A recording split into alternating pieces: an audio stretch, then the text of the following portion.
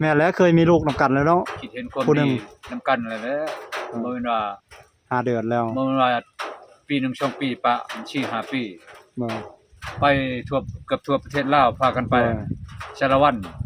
ชื่อนู่ฉันก็ไปหมด โดย ไปให้ไปหน้าไปป่าไปดงเพื่อนป่าเพื่อนลุงเพิ่น ไปลินไปเที่ยวไปเยี่ยมไปยามพี่น้อง พากันไปตั้งแต่บ่เอากันท่านเอากัน อืม เข้าป่าเข้าดง บ่ได้คิดว่าสิได้ปะได้ห่างกันเนาะ หาบางนาวบางแนวไผบ่คิดจังดีบ่ได้คิดจังดีก่อน โดย คิดว่าเขาจริงใจแหละ โดย ก็ในเวลาคอกันก็เฒ่าแก่เขาก็ถาม โดย ก็ว่ามักอลีเฒ่าก็เอาแนวใดก็เอามัก โอ้เราว่า นั่นได้ เขาก็เอาในนั้นก็เอาเราว่าเนาะ อ๋อมันพ่อแม่คมเด้ตอนนั้น บ่มีแล้วบ่เดี๋ยวนี้บ่ผู้สาวยังเอิ้นยอกใส่คือแต่เก่านะ ก็มีกัน มีอยู่อะ เช้าดีเลย ตั้งแต่มื้อหย่ากันกับน้องอ้อยจนฮอดมื้อนี้นี่มีผู้สาวงามๆมา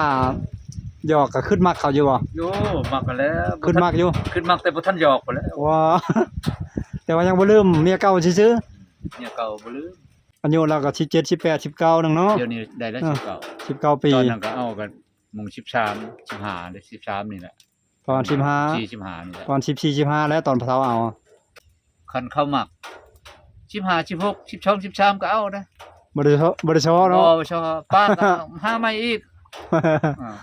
แค่นั้นได้พอได้ใจได้ โดย เกิดมาชาติเดียวให้มันสมหวังนะ คุ้มค่าเนาะ ให้มันคุ้มค่ากับชีวิตตายไปก็มันจังได้เกิด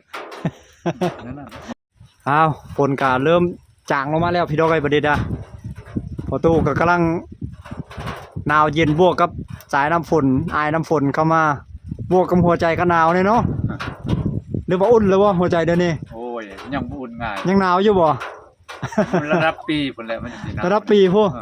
เออมันจะสิวายหัวใจเนี่ย บ่เฮิงปานนั้นติ3 เดือน คันมีคู่ครองไว้แล้วก็ยันมันเฮยไว้ ประมาณ3 เดือนนะบ่ลัดว่า ประมาณ3 เดือนนี่อย่าลืมจ้อยอยู่เมียเก่านะ เด้อมันเนี่ยถ้าก็ได้สิได้เดือนหนึงเนาะวันที่5เดือน6 เดือนหนึงเพิ่นบ่ฮอด3ยังมุกประมาณเดือนปลาย2 เดือนนี่อย่าลืมจ้อยแล้วน้อยนี่ วางทิศมิตรนั่นฟ้า เจอสาวใหม่ อยู่บ่ได้อะดีเด้อเป็นอะไรที่ปาก หัวใจเต้นตุบๆอยู่บ่ ไปมื้อนึงช่องเถื่อเที่ยวไป เที่ยวไปจอบ จอบเบิ่งลูกนั่นเบิ่งลูก จะไปช่องเมืองลูกนั่นแหละ ลูกหอมลูกในอูนะยัง โอ้ บางเทื่อมันอูมอยู่กับญาติเอาได้ อ๋อ อูมมันก็ให้ มื้อหนึง2 เทื่อ3 เทื่อบางเทื่อบ างเทื่อ ไปจอบลูก ตอน ช่วงเลิกใหม่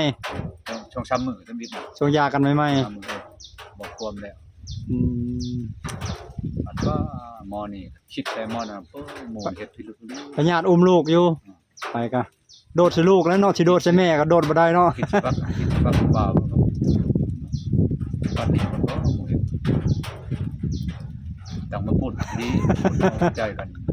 ย่าแล้วเขาฮักกันก็ปล่อยให้เขาเอากันเฮ็ดได้เขาบ่ฮักเฮาแล้วก็ย่าเลยเว้ย อยู่ได้ถึงเทลายไปอยู่ ไปหาเอาไหม อยู่ดอกมันบ่ดีดอกมันบ่ เออ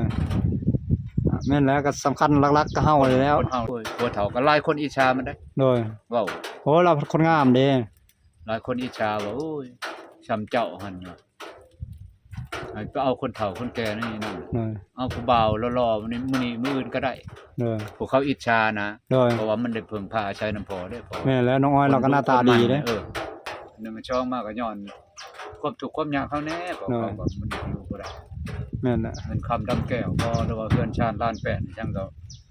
โมเป็นตาอยู่ตาเช่า ผู้หญิงคันเฮาดูแลเขาได้เขาก็อยู่นำส่วนหลายเนาะ มันเว้านี่คันเฮาเฮ็ดเฮือนอยู่นี่มีเฮือนมีชาติให้เฮาอยากให้จะตั้งตู้ค่อยเครื่องหาค่อยเครื่องได้มัน อ๋อ อยู่กำบังมันก็ดีอยู่ โดย แต่ว่ามันเป็นไปบ่ได้แล้วมัน เป็นเท่าไรล่ะเป็น4-5 ปีแล้วบ่ยังบ่เกิดมากันจะยันใจมัน อ๋อ ก็กระวนกระวายกันก็บ่ฮู้ เนาะอากาศหนาวตอนนี้แห้งหนาวเติมเดี๋ยวนี้ฝนตกแล้วก็อากาศหนาวด้วยพี่น้อยน้ำฝนมันหยาดเปียกเบิดทีบัดนี้ เปียกเอื้อนก็เปียกหนาวลมบ่เพราะนั้นลมนี่หนาวลม หนาวลมน้ำฝนนี่แหละเข้ามานี่หัวใจประตูก็หนาวแห้งหนาวเข้าเติมบัดนี้หนาวใจไร้เจ้า แรงได้โฮมๆแรงแรง หน่อย ก็เห็นแต่ละคืนบางเทื่อบ่ได้โ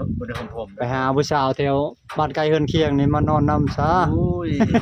เขาก็มีระเบียบวินัยคือ สัก กัน คนไปจีบเอาแล้วอ่ะ เขามีระเบียบวินัยหลายหา ไม่มาชวนแรกก็ไปเฮ็ดงานหมด แต่งานมาแล้วเดี๋ยวนี้เนาะอ๋อง านระเบิด โดย งานช่าง บ่มีแล้วบ่เดี๋ยวนี้บ่ผู้สาวยังเอิ้นยอกใส่คือแต่เก่านะ ก็มีกัน มีอยู่อะ เช้าดีเลย แถวมาลอกตอกแตกแต่ใกล้ๆนี่ว่า ใกล้ อ๋อ ๆกับเมียเขาจุฬาหยอก อย่าแล้วเมียเขาบ่ซ้อได้เมียเขาได้ ตอบยังเนาะเขามักหยอกเด้ โดย เขาเคยหยอก อ๋อประเทศผู้สาวเสียมงามผ่านมานี่นะตั้งแต่มื้อหย่ากันกับน้องอ้อยจนฮอดมื้อนี้นี่ มีผู้สาวงามๆมาหยอกก็ขึ้นมักเขาอยู่บ่ โยมักกันแล้ว ขึ้นมักอยู่ ขึ้นมักแต่บ่ทันหยอกพุ่นแหล้ว ว้า แต่ว่ายังบ่ลืมเมียเก่าซื่อ เนี่ยเก่าบ่ลืม ๆอ๋อแม่นแล้วเคยมีลูกนำกันแล้วเนาะ คิดเห็นความ ผู้หนึ่ง ดีนํกันแล้วแหละบ่แม่นว่า 5 เดือนแล้ว บ่แม่นว่าปีหนึง2ปีปะ4-5 ปี บ่ ไปทั่วเกือบทั่วประเทศลาวพากันไปชาละวันชื่อนู่ฉันก็ไปหมด โดย ไปให้ไปหน้าไปป่าไปดงเพื่อนป่าเพื่อนลุงเพิ่น ไปลินไปเที่ยวไปเยี่ยมไปยามพี่น้อง พากันไปตั้งแต่บ่เอากันท่านเอากัน อืม เข้าป่าเข้าดง บ่ได้คิดว่าสิได้ปะได้ห่างกันเนาะ หาบางหน้าบางแนวไผบ่คิดจักดีบ่ได้คิดจักดีพอ โดย คิดว่าเขาจริงใจแหละ โดย ก็ในเวลาคอกันก็เฒ่าแก่เขาก็ถาม โดย ก็ว่ามักอลีเฒ่าก็เอาแนวใดก็เอามัก โอ้เราว่า นั่นได้ เขาก็เอาในรายการเราว่าเนาะ โอ้มันพ่อแม่คมเด้ตอนนั้นพ่อแม่ก็ยังถามอยู่ เขาถามเฒ่าแก่เขาถามข้างแน่เนาะ แม่ก็ถามแม่มันก็ถามเขาถามทั้งแม่แหล้วตอนนั้นพอกันนั่นเด้ โดยมักอะลีบ่ เห็ นั่น น บ่ ได้หน่อยก็ย้อนมันมักแล้วพ่อแม่จังให้คอ โดย บ่นะเฮาตั้งใจไปคอดอก อ๋อเราก็ว่ามักข้างใน มัก ตอนสิเอา เขาหยอกระยะหนึงเขาหยอกว่าโอ้ยผัวเฒ่าก็หลายคนอิจฉามันได้ โดย เว้า โอ้เราคนงามเด้ หลายคนอิจฉาว่าโอ้ยช้ำเจ้าหั่นว่ะให้ไปเอาคนเฒ่าคนแก่นี่นั่น โดย เอาผู้บ่าวหล่อๆมื้อนี้มื้ออื่นก็ได้ โดย พวกเขาอิจฉานะ โดย เพราะว่ามันได้เพิ่งพาอาศัยน้ำพอได้พอ แม่แล้วน้องอ้อยเราก็หน้าตาดีเด้ คนดุมันต่างพอเพิ่นเวียกงานนี่ขยันหั้นนะเฮ็ดเวียกน้อยอยากวันเบอร์1รถได้ในเฮือนนั่นน่ะ อายุเราก็17 18 19นึงเนาะ เดี๋ยวนี้ได้แล้ว 19 ปี ตอนนั้นก็เอากันมุง13 15ได้13นี่แหละ ประมาณ 4 15 15นี่แหละ ตอน14 15แล้วตอนพะเฒ่าเอา มันขึ้นมา5 6ปีแล้วเด้นี่ ที่ประมาณ19เดี๋ยวนี้ 19 19ก็ยังยังใสยังงามดอกคน19 ปีก็ยังเป็นวัยทีนอยู่ แต่ว่ามัน ยังเป็นวัยหนุ่ม มัน เนี่ย ให้คนพญาตส่วนหลายบางเทื่อหน้าบ่มีชีเลยจ้อยเรื่องคนพญาต เออ พญาต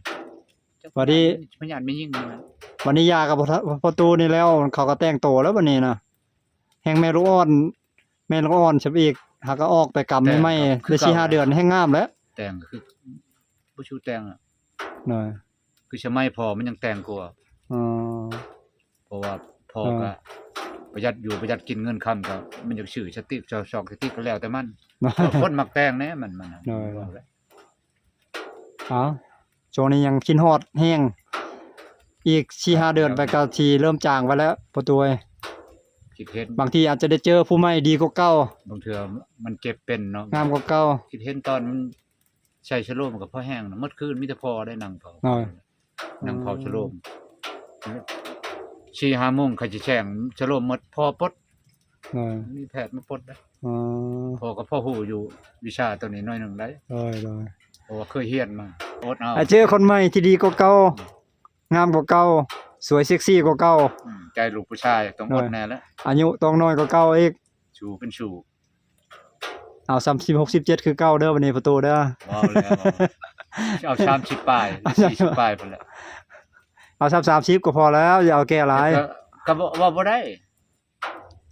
คันเข้ามัก15 16 12 13ก็เอานะ บ่ได้ชอเนาะ บ่ชอบป้าก็หาใหม่อีกแค่นั้นได้พอได้ใจได้ โดย เกิดมาชาติเดียวให้มันสมหวังนะ คุ้มค่าเนาะ ให้มันคุ้มค่ากับชีวิตตายไปมันจังได้เกิดนั่นน่ะพอคิด ตกนรก เขามักคันเขาบ่มักแล้วก็บ่ชนเขาดอก คนตายไปตกนรกก็สร้างเนาะ ตกนรกก็ยอมตก บ่เกี่ยว บ่เกี่ยวเด้คะแนนมีความสุข ตอนยังมีชีวิต ชีวิตตอนมีชีวิตนี่ มีคนเบิ่งคนแย่งผู้หนุ่มๆหล่อๆนี่โอ้ครับ ผู้หนุ่มๆงาม หนุ่มงามหล่อผู้ชายเนาะ เออหล่อผู้ชายเด้อ ช่วย เออ ๆงาม ๆหนุ่มๆงามๆสวย ดูได้มันยันมัน ๆพอใจแล้วชีวิต